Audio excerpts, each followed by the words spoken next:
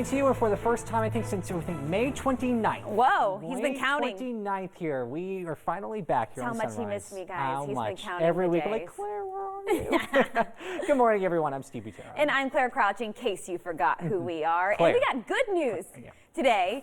No rain today, says Jill. So let's check in with her now. She's got the Thank you very much. It's been a little more than a day now since 5 police officers were killed in downtown Dallas. And we're learning more about the military veteran police say carried out the attack. Jay Gray has the latest from Dallas. This was a mobile shooter that had written manifestos on how to shoot and move, and he did that. Investigators now say this man, 25-year-old Micah Xavier Johnson, was the lone gunman during the killing spree. Johnson was cornered in a parking garage and eventually killed by Dallas SWAT officers using a bomb robot to detonate a controlled explosive. It's the first time that's ever been done in the U.S. It seems as though the sole suspect now has received his justice. And what will be important is to ensure that there are no other potential co-conspirators. Police did detain at least 3 people, but have not said what, if any, role they may have played in the attack. The shots rang out near the end of what had been a peaceful march, protesting deadly police shootings this week in Louisiana and Minnesota. Hundreds caught in the crossfire. Couldn't tell where it was coming from, what building. All I saw was people running various ways and people ducking and hiding behind walls. The center of the city remains locked down right now. Investigators searching for evidence and answers, while Dallas and the nation search for strength. Texas is a tough state. But just like we have overcome so many challenges in the past, we will overcome this challenge with the future being even better than the past.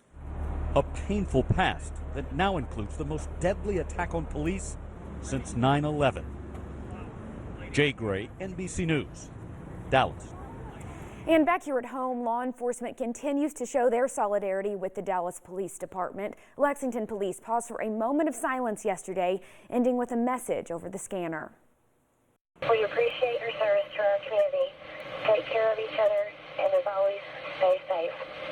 Mayor Jim Gray asked Lexington's officers to stop everything they were doing at 11 a.m. yesterday for the moment of silence. Some parked their cars on the side of the road, others embraced. Police Chief Mark Barnard says his officers are here to serve the community, but must also support each other. To experience what we have in Dallas is another blow to the law enforcement community. This doesn't mean that we're going to solve all of our problems overnight. These are deeply embedded problems, but we've got to work on them. We've got to work on them as a country. The Lexington Fire Department also took part in yesterday's moment of silence. And in Louisville, the city also held a moment of silence yesterday. Mayor Greg Fisher praised the bravery of police officers here at home and across the country.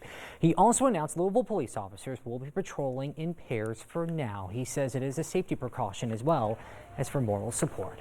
And Governor Matt Bevin is sharing his thoughts on the ambush, tweeting, quote, "We are deeply offended and heartbroken by the assault on police officers in Dallas. As a society, we must strongly condemn acts of violence against innocent lives, especially those who put their lives on the line and protect us. United we stand, divided we fall," end quote. He's also ordered all flags be flown at half-staff until sunset Tuesday. 6 minutes after the hour now, people across the country at a loss of words, obviously, over the events of this past week. Mourning the memories of those who have passed away, even in Lexington, groups are coming together today to honor Alton Sterling, Philando Castile, and the Dallas police officers. Bonnie Campo joins us live from the newsroom with the details of those various memorials. Good morning, Bonnie. Good morning, Steve and Claire. The life of Alton Sterling made national news after he was shot and killed by 2 policemen in Baton Rouge.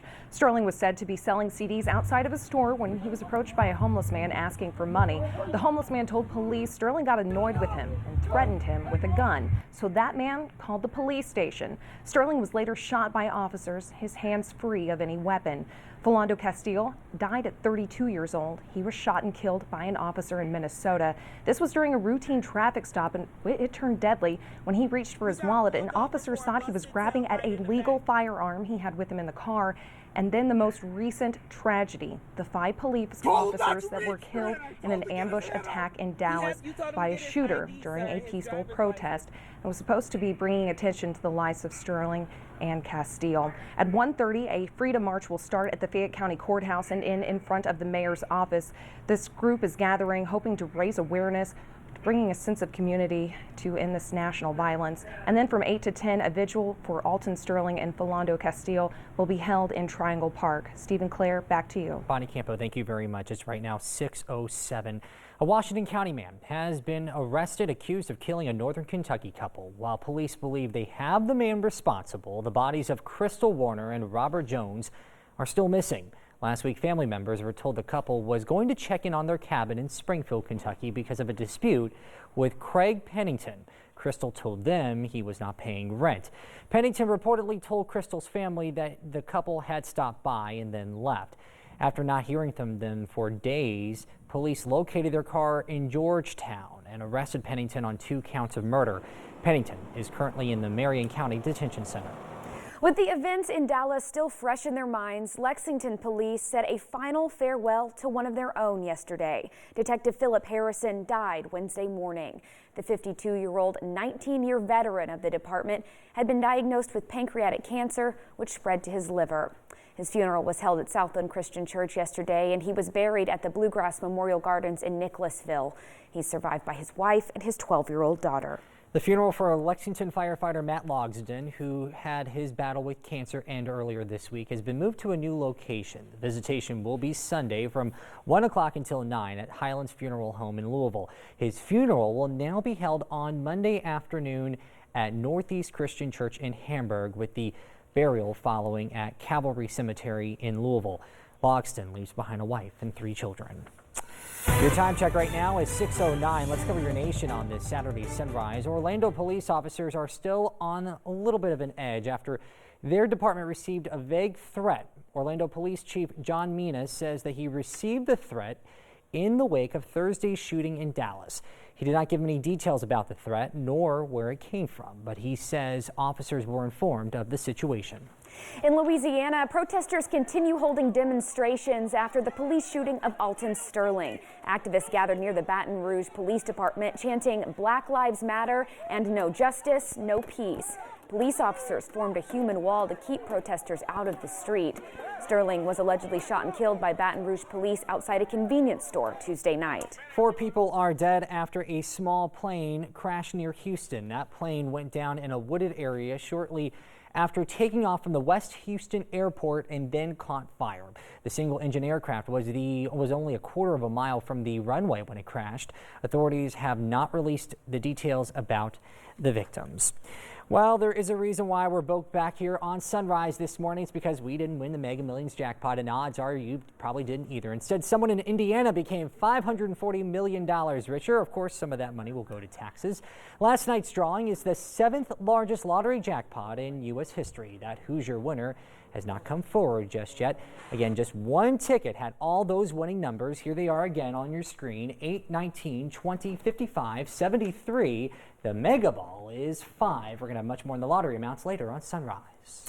And finally, you know that popular Pokemon Go app? It debuted this week. It's caught a lot of attention over the past few days. But one Wyoming woman who thought she would find a Pokemon found a dead body instead. Yikes. Shayla Wiggins says she decided she would go on a walk before work with hopes of finding Pokemon in the new game. Wiggins says she was under a bridge searching for a specific type of Pokemon when she found a body lying face down in the river. The local sheriff's department is now investigating. But as for Wiggins, she says finding someone dead won't stop her from playing Pokemon Go. That's not Pikachu. No, that's a dead body instead. Yeah, but the love for that game obviously very strong. Yes. You won't be deterred by that kind of traumatic event. If you have Facebook, you probably have seen like 9 or 6 of all the different, different creatures and everything this week. And I'm going like, what the heck is this thing? Yeah, it's definitely getting a lot of attention this week. Oh, man. All right, here. 6:11 is your time. Coming up on Sunrise, if you're like me, you're always looking for that best deal out there. But how do you know when it's the right time to buy? Oh, I worry about this every month. Oh. And every stress. month, Stacey Johnson swoops in to save the day. So coming up, hey there, a minute after 6:30 on your Saturday morning. Thanks for joining us for LEX 18 News at Sunrise. I'm Claire Crouch. Good morning, friends. I'm Steve Butera here. We haven't been able to do this in more No, than we a month. haven't. It's great here. Hey, we also got Jill Swed tracking a beautiful